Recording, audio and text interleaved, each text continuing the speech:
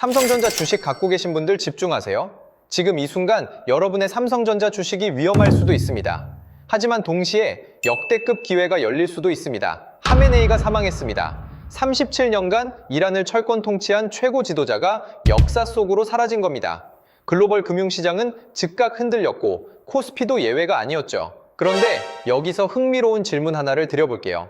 삼성전자 주주라면 지금 울어야 할까요? 아니면 웃어야 할까요? 많은 분들이 당연히 악재지하고 생각하실 겁니다. 중동 불안, 유가 상승, 환율 급등, 전형적인 악재의 공식처럼 보이죠. 그런데 말이에요. 이게 꼭 그렇지만은 않습니다. 이란에는 9천만 명이 살고 있습니다. 그리고 그 9천만 명 중 상당수가 삼성전자 제품을 간절히 원하고 있어요. 지금 당장은 살 수 없지만요. 왜 못 사냐고요? 그게 바로 오늘 이야기의 핵심입니다. 이 영상을 끝까지 보시면 여러분은 두 가지를 얻어가실 겁니다. 첫째, 지금 삼성전자를 팔아야 하는지 쥐고 있어야 하는지의 판단 기준. 둘째, 이 위기가 역설적으로 삼성전자에게 어떤 기회인지의 구체적 근거. 자, 그럼 시작해 볼까요? 37년, 이 숫자가 얼마나 긴 시간인지 한번 생각해 보세요. 대한민국의 민주화 운동이 한창이던 1989년부터 지금까지 이란이라는 나라 전체를 단 한 명의 손안에 쥐고 있었다는 겁니다. 그 사람이 바로 알리 하메네이고 이제 그가 없습니다. 뉴스가 터지는 순간 글로벌 금융시장은 긴장했습니다. 원유 선물 가격이 출렁겼고 달러는 강세로 돌아섰어요. 그리고 코스피는 어김없이 그 충격을 고스란히 흡수했죠. 왜 한국 주식이 중동 지도자 사망에 반응하냐고요? 답은 간단합니다. 우리나라는 수출 의존도가 극도로 높은 나라예요. 지정학적 리스크는 달러 강세로 이어지고 원화 약세는 외국인 자금 이탈로 이어지죠. 이 공식은 지난 수십 년 동안 반복적으로 증명된 패턴입니다. 그리고 이 공식의 가장 큰 피해자 중 하나가 삼성전자죠. 외국인 투자자 비중이 50%를 넘나드는 종목이다 보니 그들이 팔기 시작하면 주가는 맥없이 무너질 수밖에 없어요. 실제로 과거 중동 긴장이 고조됐을 때의 데이터를 보면 삼성전자는 코스피 평균보다 더 크게 하락하는 경향을 보였습니다. 그게 이 종목이 가진 구조적 취약성이에요. 그런데 잠깐 여기서 끝내면 너무 단순한 이야기가 되겠죠. 사실 삼성전자와 이란 사이에는 여러분이 전혀 모르실 엄청난 역사가 있습니다. 그 역사를 알고 나면 이 사태를 보는 눈이 완전히 달라질 거예요. 지금으로부터 10년 전 이란을 상상해 보세요. 테헤란의 전자제품 매장에 들어섰을 때 보이는 풍경은 솔직히 말하면 삼성전자의 광고 사진과 다를 게 없었습니다. 갤럭시 스마트폰 시장 점유율 1위, TV 시장 압도적 1위, 냉장고, 세탁기, 에어컨 등 생활가전 전 부문 1위. 이란 소비자들에게 삼성전자는 단순한 브랜드가 아니었어요. 품질과 신뢰의 상징이었고 많은 이란 가정의 꿈이었습니다. 이란은 중동에서 가장 젊은 인구 구조를 가진 나라 중 하나예요. 인구의 절반 이상이 30대 이하였고 이들은 기술에 굉장히 민감했습니다. 스마트폰 보급률도 빠르게 올라가고 있었죠. 게다가 이란은 석유 기반 경제로 구매력도 낮지 않았습니다. 최소한 핵 합의가 유지되던 시기에는요. 삼성전자 입장에서 이란은 중동 시장 공략의 핵심 거점이었어요. 그래서 삼성전자는 이란에 현지 법인도 세우고 공식 AS 센터도 운영하고 적극적인 마케팅도 펼쳤습니다. 당시 이란 시장 매출이 수억 달러에 달했다는 추산도 있을 정도였죠.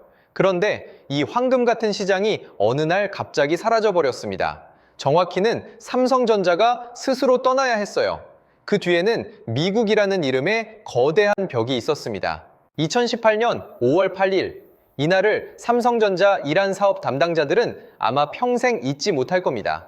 트럼프 대통령이 이란 핵합의 JCPOA에서 전격 탈퇴를 선언한 날이거든요. 그리고 그 뒤에 따라온 건 세컨더리 보이콧이라는 무시무시한 조치였습니다. 세컨더리 보이콧, 간단히 설명드릴게요. 1차 제재는 미국이 이란을 직접 제재하는 겁니다. 세컨더리 보이콧은 이란과 거래하는 제3국 기업까지 제재하는 거예요. 쉽게 말해 이란이랑 장사하면 너도 미국 시장에서 쫓아낸다는 협박이죠. 삼성전자에게 이건 선택의 여지가 없는 통보였습니다. 이란 매출이 아무리 크다 해도 미국 시장과 비교가 될 순 없었으니까요. 미국은 삼성전자 최대 수출 시장 중 하나입니다. 갤럭시 스마트폰, TV, 반도체, 미국 없이는 삼성도 없어요. 결국 삼성전자는 이란에서 철수할 수밖에 없었습니다. 공식 법인을 정리하고 AS 센터를 닫고 제품 공급을 끊었죠. 수십 년간 공들여 쌓아온 브랜드 자산과 시장 점유율을 하루아침에 포기해야 했던 겁니다. 그렇다면 삼성이 떠난 그 자리, 지금은 누가 채우고 있을까요? 그리고 그 답이 오늘 이야기에서 가장 아이러니한 부분이에요. 바로 중국입니다. 그것도 아주 빠르게, 아주 철저하게. 삼성전자가 짐을 쌌습니다. 그런데 이란 소비자들이 스마트폰을 안 쓰기로 결심했을까요? TV를 안 보기로 했을까요?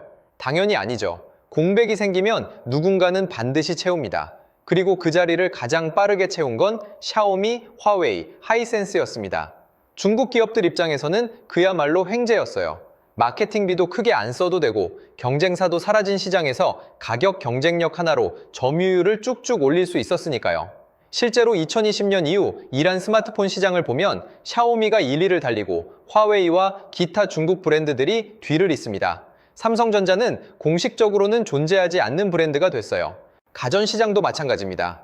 하이센스, 스카이워스 같은 중국 TV 브랜드들이 이란 안방을 파고들었고 삼성전자가 독보적일 위를 달리던 시절은 기억 속으로 사라져갔죠. 그런데 여기서 중요한 게 있습니다. 이란 소비자들이 중국 제품에 진심으로 만족하느냐는 겁니다. 데이터와 현지 반응을 보면 대답은 회의적이에요. 싸긴 한데 삼성만큼은 아니다. AS가 엉망이다. 내구성이 떨어진다. 이런 불만이 이란 소비자 포럼에서 끊임없이 올라오고 있거든요. 이 불만이 쌓이고 쌓이면 어떻게 될까요? 그게 바로 지금부터 이야기할 9천만 보복 소비의 씨앗입니다. 시나리오 하나를 상상해 볼게요. 하메네이 사망 이후 이란에 친서방 성향의 새 지도부가 들어섰습니다. 미국과의 협상이 재개되고 핵 합의가 복원됩니다. 그러면 세컨더리 보이콧은 해제되겠죠. 그 순간 삼성전자에게 어떤 일이 벌어질까요? 경제학에서 억눌린 수요라는 개념이 있습니다. 오랫동안 원하던 걸 못 사다가 갑자기 살 수 있게 되면 소비가 폭발적으로 분출되는 현상이에요. 이란은 지금 딱 그 상황입니다. 7년 가까이 삼성전자 공식 제품을 못 사온 소비자들이 9천만 명이나 대기하고 있는 거예요. 그것도 단순히 사고 싶다가 아닙니다. 중국 제품에 질린 분노와 실망이 더해진 상태예요. 억눌린 수요에 보상 심리까지 더해지는 겁니다. 삼성전자 스마트폰, TV, 냉장고, 세탁기가 이란 시장에 공식 재진입하면 초기 1년에서 2년간은 공급이 수요를 따라가지 못할 수도 있다는 분석도 있어요. 삼성전자 입장에서 이란은 단순한 신규 시장이 아닙니다. 한번 잃었다가 되찾는 시장이고 이미 브랜드 충성도가 형성됐던 시장이에요. 재진입 비용이 낮고 반응 속도는 빠를 수밖에 없죠. 하지만 여기서 멈추면 안 됩니다. 이 장밋빛 시나리오와 정반대의 상황도 준비해야 하거든요. 호르무즈 해협이 봉쇄된다면 그때는 이야기가 완전히 달라집니다. 이란 강경파가 권력을 잡는 시나리오도 있습니다.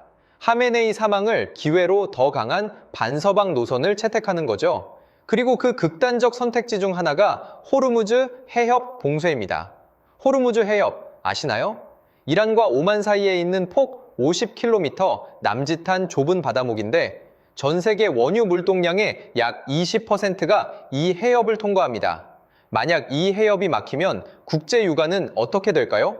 전문가들은 배럴당 100달러, 심한 경우 120달러 이상을 전망합니다. 고유가는 글로벌 인플레이션을 다시 자극합니다. 인플레이션이 올라가면 미국 연준은 금리를 내리기 어려워져요. 금리 인하 기대가 무너지면 주식시장은 전반적으로 조정을 받죠. 그리고 이 과정에서 달러는 강세를 보입니다. 달러 강세는 원화 약세로 이어지고 원화 약세는 외국인 투자자들의 한국 주식 이탈을 부릅니다. 삼성전자? 당연히 직격탄을 맞죠. 외국인 수급이 이탈하면 주가 지지선은 속절없이 무너집니다.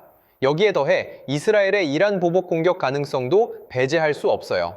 이스라엘에는 인텔의 주요 팹 시설이 있는데 분쟁이 격화되면 반도체 공급망 자체가 흔들릴 수 있습니다. 그런데 이 반도체 이야기, 삼성전자에게 의외로 유리할 수 있어요.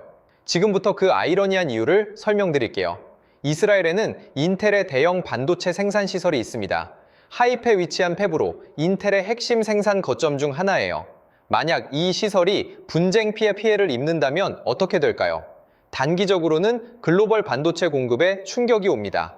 하지만 중기적으로 보면 인텔의 고객사들은 대안을 찾아야 합니다. 그 대안 중 가장 유력한 후보 중 하나가 바로 삼성전자 파운드리예요. 삼성전자는 TSMC와 함께 파운드리 양대 강자입니다.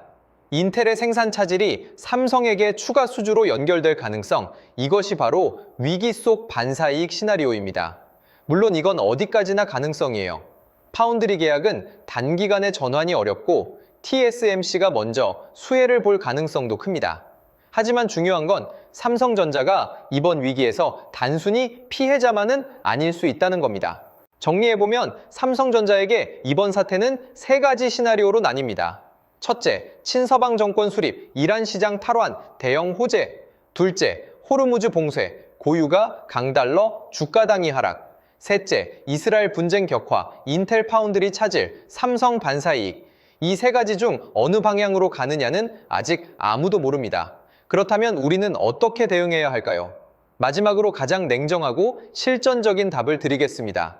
공포에 질려 팔고 싶은 마음 충분히 이해합니다. 중동이 흔들리고 환율이 올라가고 외국인이 판다고 하면 본능적으로 매도 버튼에 손이 가죠. 하지만 개인 투자자가 가장 많이 당하는 순간이 바로 이 순간입니다. 전문 투자자들이 공포 속에서 매수할 때 개인은 공포에 팔거든요. 그렇다고 무조건 버텨야 한다는 얘기도 아니에요. 중요한 건 데이터에 근거해서 판단하는 겁니다. 그래서 오늘 마지막으로 여러분께 드리고 싶은 지표가 두 가지입니다. 첫 번째는 외국인 수급입니다. 외국인이 삼성전자를 순매도하는지 순매수로 전환하는지를 보세요. 지정학적 리스크가 과도하게 반영됐다고 판단되면 외국인은 오히려 저가 매수로 들어오는 경우가 많습니다. 그 신호가 보이면 바닥 근처일 가능성이 높아요. 두 번째는 원, 달러 환율입니다. 1,400원 이하로 안정되느냐, 아니면 1,450원을 돌파하느냐. 이 분기점이 삼성전자 주가 방향성의 핵심 바로미터가 됩니다. 환율이 안정되면 외국인이 돌아오고 주가는 반등합니다. 정리하겠습니다. 이번 사태는 삼성전자에게 단기 악재이자 장기 기회입니다. 공포에 질린 매도는 금물이고 근거 없는 추가 매수도 위험해요. 외국인 수급과 원, 달러 환율 이 두 가지를 보면서 시장이 방향을 정할 때까지 냉정하게 기다리는 게 최선입니다. 오늘 이야기가 여러분의 투자 판단에 작은 나침반이 됐으면 합니다. 구독과 좋아요는 이런 콘텐츠를 계속 만들 수 있는 힘이 됩니다. 다음 영상에서 뵙겠습니다.